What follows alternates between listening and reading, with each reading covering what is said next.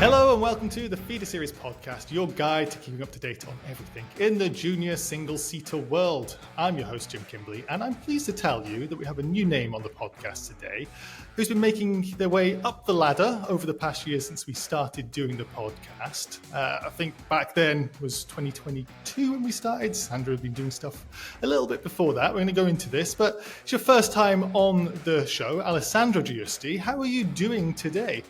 Yeah, hi everyone. Thank you for the invitation. I'm good. Thank you. It's really nice to have you here, and we've got somebody else who's been following you for a long time, a familiar face to people who watch the podcast. A new name, though, which makes it a little bit confusing. So you might have seen that lovely face if you've watched our episodes with Jack Doohan, Franco Colapinto, Isaac Hadjar. You might think this is Percy Wolff on your screens, but it's not. It's our French F4 editor, Percy Wolff-Taffus, joining for the first ever time on the podcast. Percy, it's been a while. What's with this new name? Everything's fine, as good as it could be. Hello, Sandro. Hello, everyone. Hello, Jim, of course. Still having loads of projects, of dreams, and being back here on the Feeder Series podcast after all these years. Yeah, years, I think. It was probably one of these dreams, so here I am. Very nice. Getting married is also the dream, Percy, which of course is why your name has changed a little bit. Congratulations to that. Very late last year, but congratulations. And before we get started with the focus on Sandro rather than Percy, as much as we love him, if you like what we do, please subscribe on YouTube, drop a comment below. All that support really helps us. And if you're listening, please leave a review on the podcast platform you're listening on. And we're going to be focusing on 2025 today, Sandro, but it's your first time on the podcast, and we've missed some moments from your career, and I've been looking through your history, and Percy knows it very, very well. He's always had a little, I don't know why, but a little inkling and a little following for French drivers. He seems to prioritize them somehow as an independent journalist. But you are the 2022 French F4 champion. You're a 5-time FRECA winner. You're a Williams Academy member, and that's quite a lot of accolades for, at the time of recording, an 18-year-old. I see your birthday's coming up. I just wanted to ask you, like, when you look back at your career so far at a young age, there's quite a lot to be proud of. How do you view it from those French F4 days reaching now to Formula 3?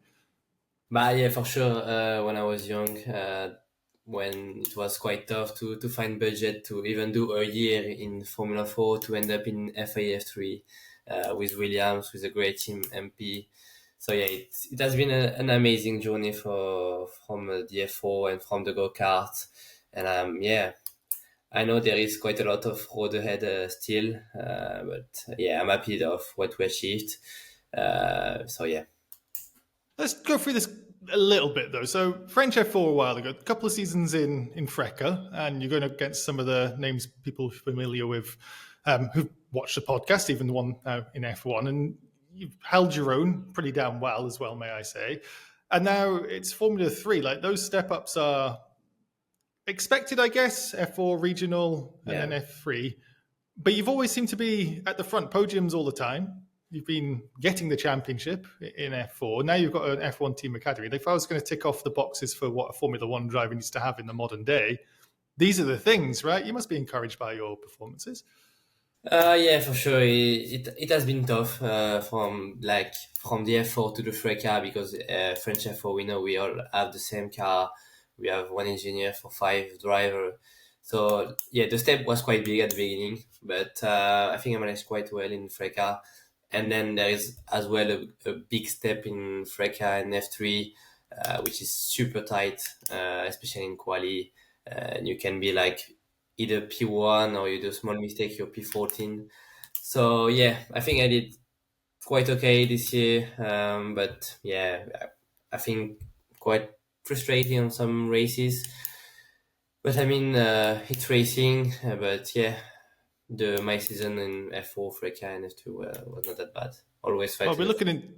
We'll be looking into your rookie stuff shortly. I first wanted to go to Percy because he's been watching from the other side of things. You've been in the cockpit, and Percy's been looking from the side and watching you go through the ranks. And Percy, of course, got that interest in French drivers with your very close ties to French F4 in the background, which people won't see. But if there's any French driver news, Percy is the person at Feeder Series who knows immediately, and he knows all about you. You've been watching for a while, and I wanted to ask Percy if you remember the first time that you realised Sandro was a driver that needs to be watched, because we see so many F4 drivers who can fall by the wayside. Sandro's now in F3, likely to be F2 over the years. And you must have spotted this from a while ago, knowing you, Percy.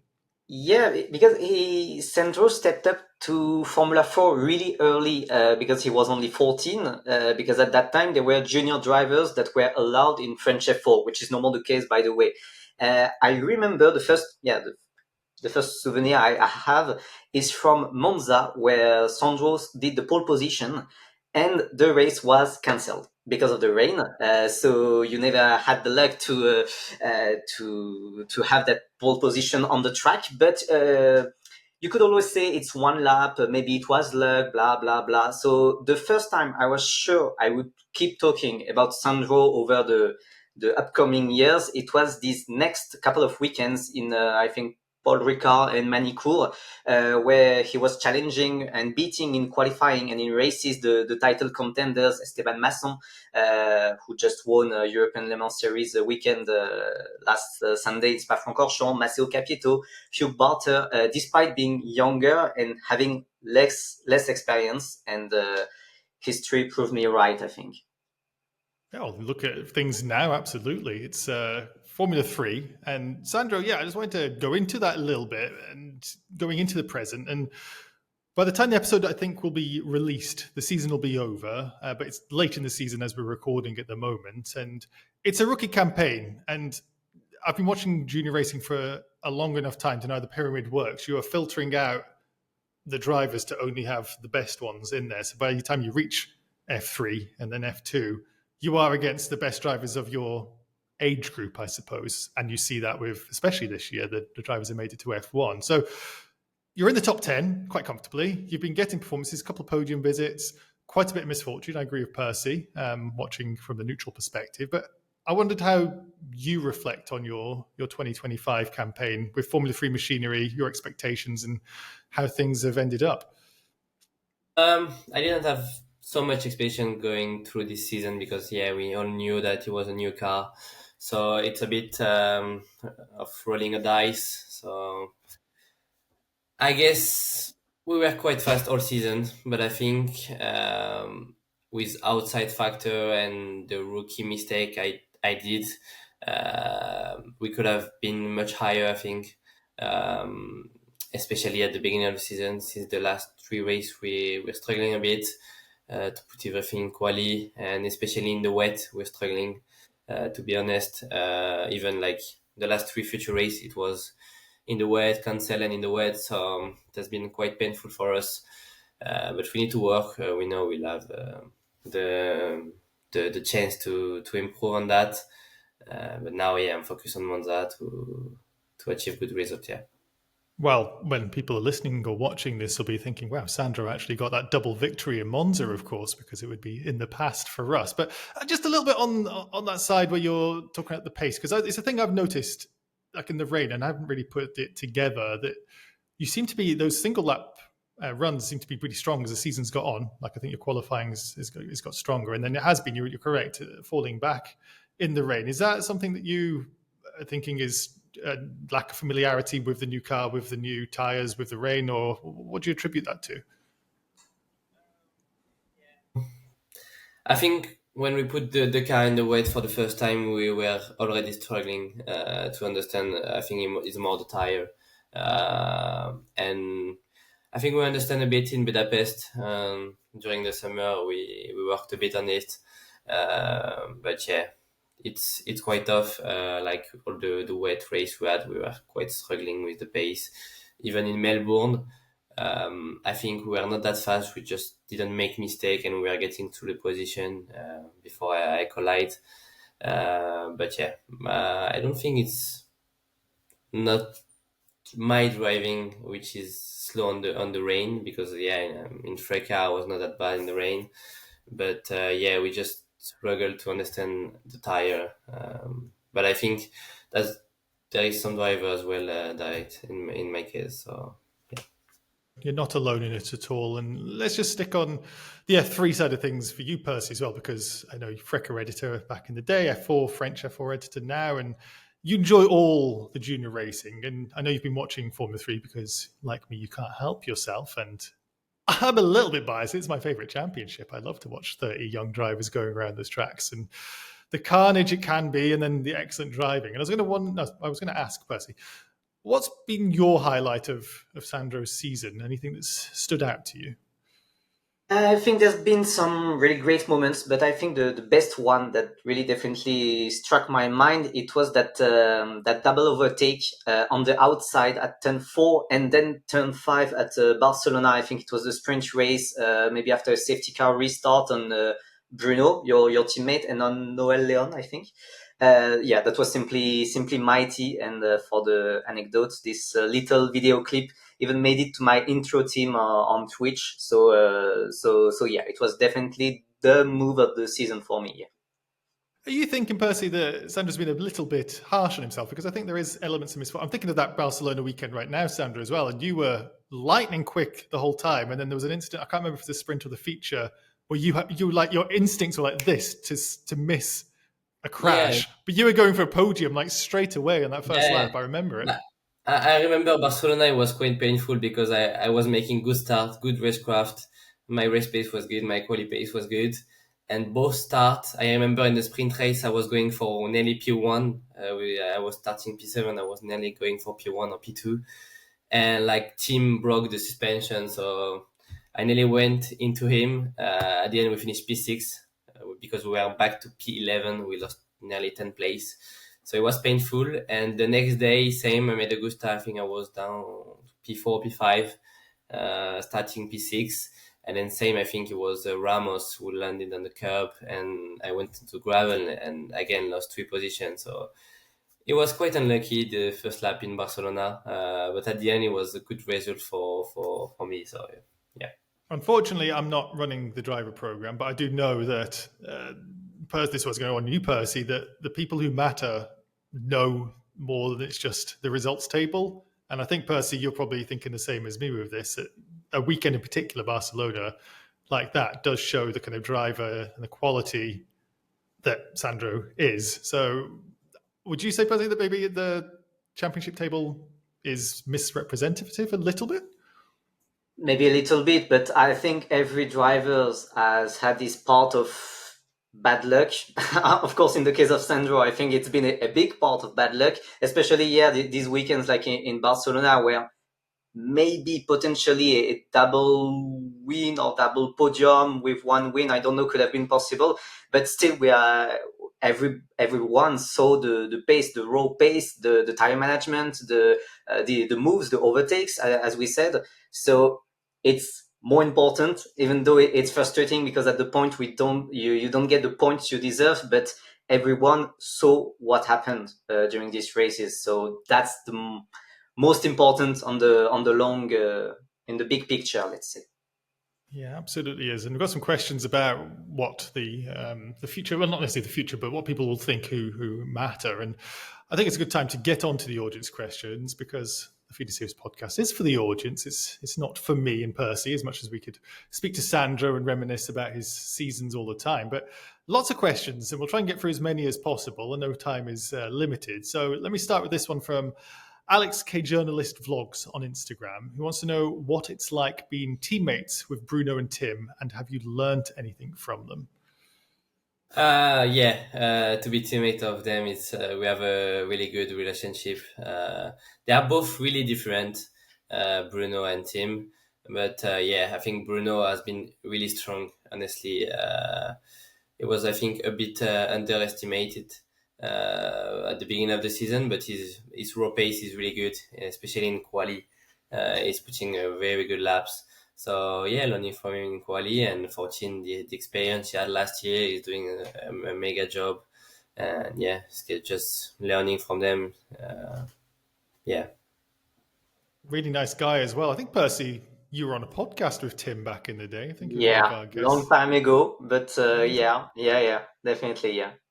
Really circle nice in the end. guys in the paddock and in podcast too. So I'm not really surprised. Yeah, it's a nice little team you've got there entirely. Let's go to this question from N Larion 19, I think it's pronounced. Again on Instagram. Are there friendship groups in F3? And if so, who is in which group? And then also, who is your best mate from Formula 3? But I mean, there is friendship between like the nationality. So everyone with Spanish, they talk more with the Spanish guy. I think yeah, we have a good relationship with Theo and my teammate. Basically, yeah, that's pretty much it. I Is mean, there a best mate? I know it's difficult to say because you're going to say to the other 28, hey, you're not my best friend. But is anybody you've been maybe going through the ranks with who you have an affinity to? I think naturally you just took more time with your teammate during the season because you are quite busy during the weekend. I think the other driver you see in the briefing and that's it. So basically, it's more I think my teammate basically Bruno and Tim than the other. Thanks, guys, as well. Percy, you've got the next couple of questions. Yeah, a question from Marek Jan 1 from X. Being in Williams Academy means that he's also Academy teammates with Victor Martins. What is your bond with him, especially as a French driver, and with the other Williams Academy members?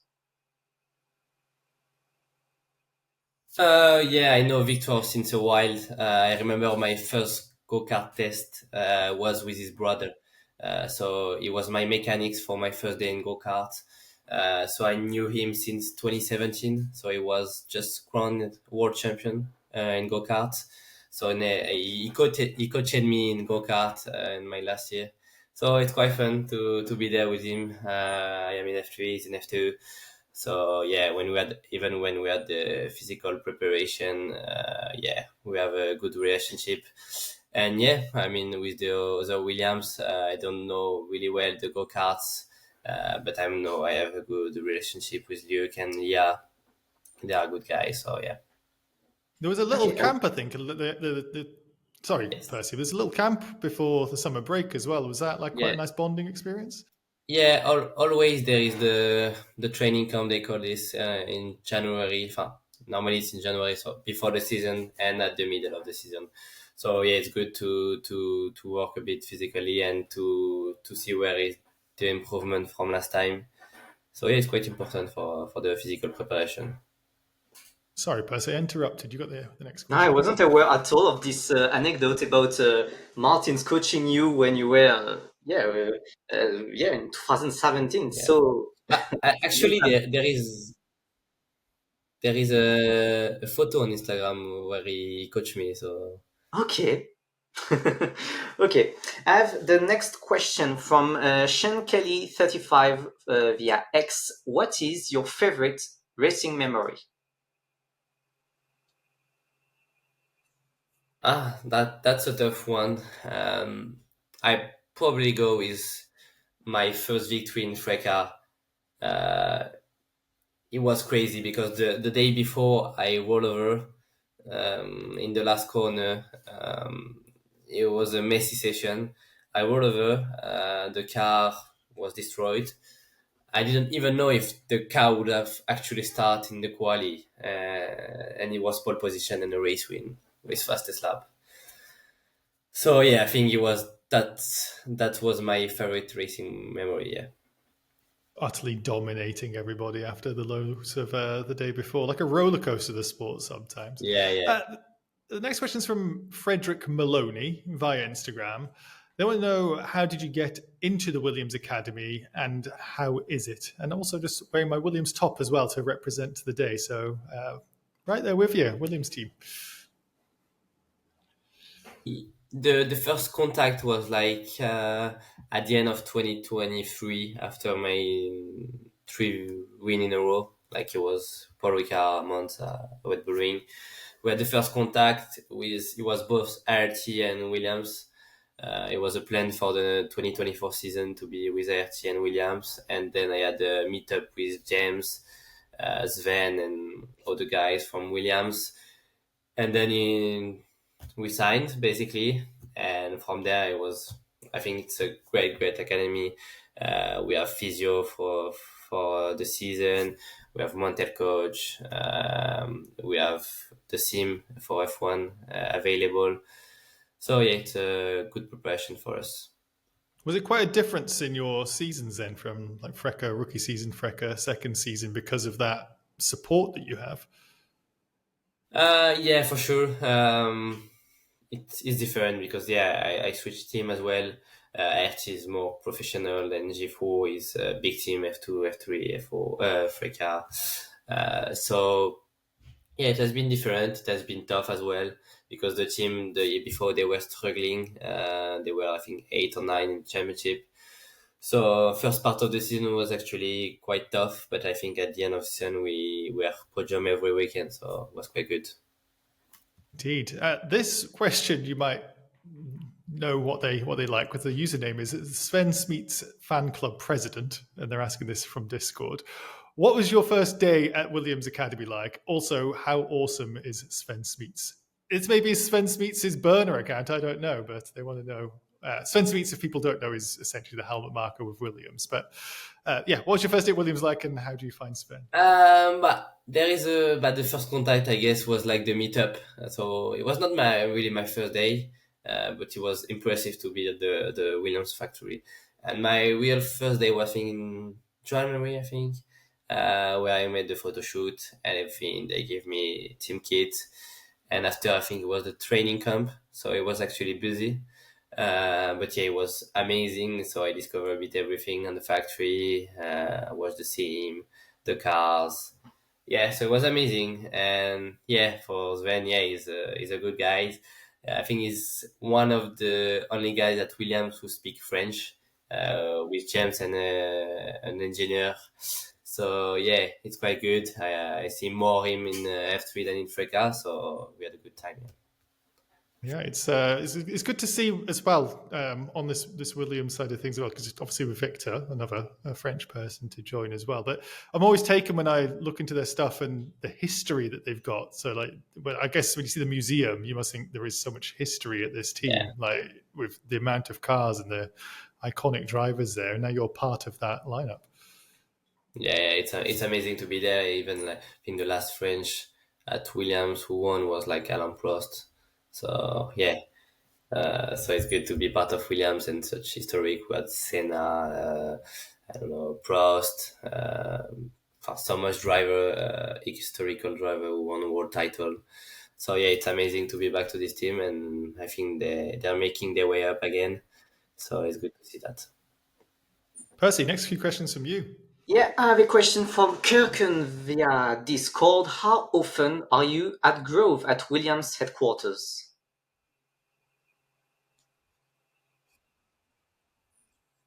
It's not like regularly. It's more like sometime I go 3 times a month, and sometime I don't go. I think I go for the sim. I think 10 times a year. Basically, it's before the weekend, and sometimes it's after. Then yeah, you have some training camp, some social media to do. So yeah, I mean, I think 20 times a year, something like that. Okay. What's your day involved when you're actually there, Sandro? Just like I say, social media, things like that. Like, is it all pre-scheduled that you're going to turn up? This is what your plan is. You're going to fly in, and then you have Yeah, a regimented campaign. yeah, everything is planned from Williams, so it's good. You have nothing to do. You just go at the airport, take the plane, do the thing, and then you come back home. So yeah. It's been a long summer break, but we are finally having the next weekend in Monza. At the time we're recording, we have a question from Cesar Valero 98 from X. What are your hobbies you like to do in your free time between the race weekends?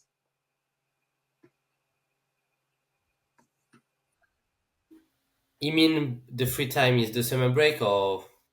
The summer break, or between a double header? Well, between a double header, you maybe don't have much of free time. But yeah, for example, what did you do? What did you do during the summer break? But yeah, but summer break is more like to recharge the battery. I mean, just You just go in vacation, rest. It's more. I think it's more rest mentally than physically. You need to still be physically ready for Monza. So it's more race mentally. You don't think about motorsport. You just chill, and that's the most important. Doing sport other than racing, tennis, I don't know, swimming, stuff like this. And I think between the weekend is a bit the same. It's just turning, just chill out, don't think about motorsport, and yeah, enjoy your free time. This is so different from me, who's like, I go play video games and stuff. Like, you sports people just need to do more sports or something. Like, I'm movies, TV shows, and everything. But it maybe is why I'm not a racing driver with victories under my belt. It's just very, very interesting that sport seems to be something in your blood, Sandro. Yeah, Very so yeah. funny. Since I'm young, I always do so much sports. You know, I'm 5 years old. Until 10 before go-kart, I always did so much sport. Like, it was crazy. It was sometimes like 4 sports different in a week. That's an addiction, I'd call it. But look where it's Yeah, got yeah, you. So, yeah, so keep it up. This one's from 2023 Abu Dhabi Grand Prix winner is their username or their display name on Discord.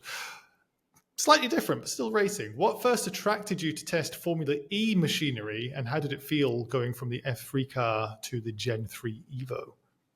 So yeah, the test in Berlin was quite good actually. It was quite productive for the team. They are struggling with the car, but I think in Berlin we did a good job with Hugh. And yeah, it's really different to the F3, so getting used to that, and then getting used to back to the F3 for Spa, which was quite different. Spa on a big track with a long straight, massive braking compared to Berlin, a small track. But yeah, it's a very different car. The brake, everything is really different. The aero, the tire, the energy is quite hard to manage. But yeah, the power exit of the corner is crazy. It's crazy. So yeah, I have a great memory of this test. Yeah. Well, going into a little bit more, maybe from Affenschnauzer via Discord, maybe their quote or their question, maybe a more in-depth view on the F3 rookie test, how it felt, the differences to F3, what exactly were you testing, how did you get the chance to do it, etc. They said they met you in Berlin. I don't think they would have introduced themselves as Affenschnauzer, but they wanted to know your thoughts on this thing. So maybe the chance, how that came up and what you were testing. I think the big difference is just you don't have slick tire. It's semi-slick. So that's the big difference. I think the brake are a bit different, less powerful than the F3, because they're using a lot of energy braking. Then you have smaller track, so it's quite different with closed wall. Then yeah, the power exit of the corner is massive. It's crazy compared to the F3. I think the start was like 1.920 in 0 to 100 kph. So it's actually crazy. And then yeah, you have a bit less aero. It's a different style of driving as well. It's a bit weird when you're coming from F3, but you have to get used to that. And for the team, yeah, we tested quite a few things on the car just for us to know. They have a lot of stuff to test, and I think we did a good job, as I said. And as well, we did some stuff with the energy, but yeah, that's Just a the. question, just their final bit on this. Like, how did that chance come about? Were you getting in contact with the teams to say, "Hey, I want to come and do a rookie test," or did Um, they come to you? it was quite fun. I remember I was with my manager. I was coming from the back to the gym, and like I call him and I say, it would be funny to do a Formula E test, just yeah, I mean to test. And he said, yeah, maybe we'll do it, yeah, next year, or I don't know. And I remember he called me like 2 hours after and he said, yeah, with Sven, we have a seat for you in Formula E in Berlin. Like, let's So, go. so get your manager is the short answer because he'll sort everything for you. Yeah, it was great. Percy again. Your first name is Alessandro. Your family name is Giusti. I have a question from RG. Whether radar merchants from Discord, how often do people think you're Italian?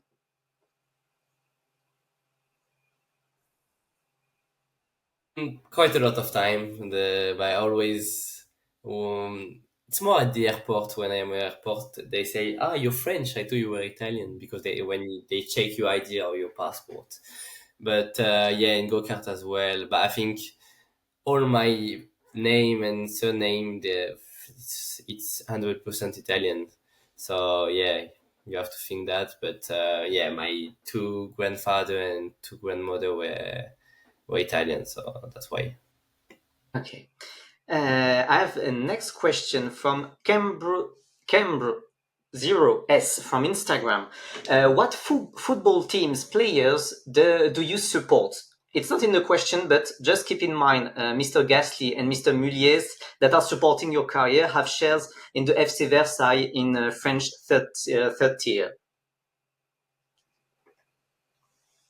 Yeah, but I think I support for sure the PSG. I'm a PSG fan as well. Yeah, I'm supporting the FC Versailles since I'm with Alexandre and Pierre. They are starting well. They are in 3 victory out of 3, so that's good. But yeah, as well, yeah, for sure, I'm a PSG fan. I hope Dembele as well get the Ballon d'Or. But yeah, that's more French team in Paris. Yeah. All these sports continue on with you. Maybe this isn't Formula One. Maybe it's one of these other sports people. Crab via Discord wants to know if you had any idols when you were growing up. I had few, I think. My first one was my first memories in football, which was Zlatan Ibrahimovic. I really like how he was calm. Not calm, but like how he think he was the best and like the confidence he had was amazing. Then he was like more like a tennis player because mentally it's crazy to have a 3 set match and it's never won. It's like Nadal. Then I had a bit of idol with Fabio Quartararo, the MotoGP driver, and then a racing idol. I think it was Lewis. Clearly, I first race I watched it was Lewis winning. Second one was Lewis winning. 3 after it was Lewis winning. So basically, yeah, it was Hamilton. Yeah. Sandro, you have to stop because you'll make me feel old if Lewis winning is your first races that you're watching. It's Yeah, like I Schumacher and think. Damon Hill for me. I think my first race memory was like China 2016. I'm gonna go, guys. This is just horrible. Percy, I think there's one more question from you. I have a question from Will We Ever Hear Slovak Anthem? Do you have some kind of ritual before any session, before any qualifying, before any races? Do you have some kind of ritual about that? Yes, it's quite strange. My ritual is if for example, the Friday is going well in FP and I jump from the left side, I will jump from the left side all weekend until it's bad. So it's everything like this. If I put the left gloves and it's going well in FP, I just keep it like this until the end. So yeah, I'm doing this. It's quite, I don't know if, yeah, it's quite strange, but I do this. Yeah. That is very superstitious, Sandra. Yeah, Also, very yeah, impressive that you remember which ones you did as well. Like, I put my left yeah. sock on, I put my so unless you do everything, maybe left glove, left sock, left side of the car, and then you No, switch to the other. it depends. It depends. It's just natural. What I do the first morning, and if it's going great, I remember what I did and I do the same thing for quali. What a hack. There you go. If you want to be a successful driver, just remember your lefts and rights. Simple as that. Time is tight, Sandro. So I've got 10 quickfire questions, which means you can answer in more or less one word. So let's go through this. From Sukanal, if you could race in any other series than F1, what would you pick? 24-hour Le Mans. Answer. Lucky Luck, 77. Who's your favorite Williams driver of all time?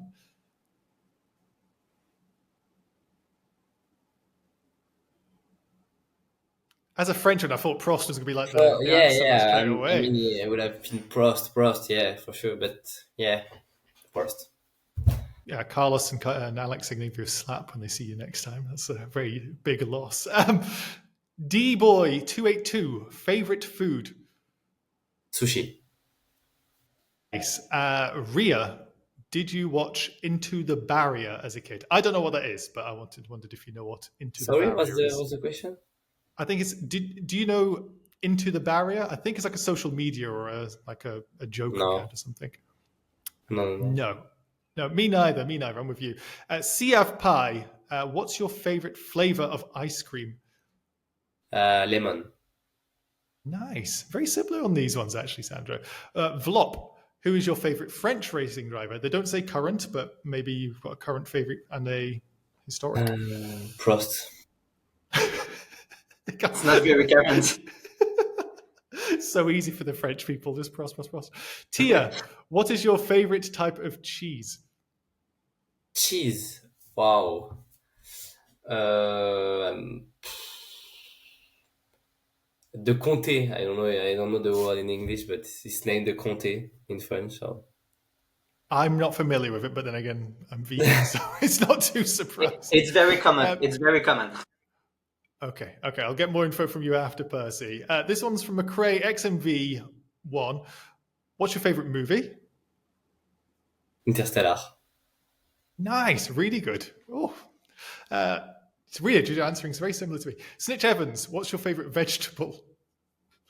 Wow. Vegetable.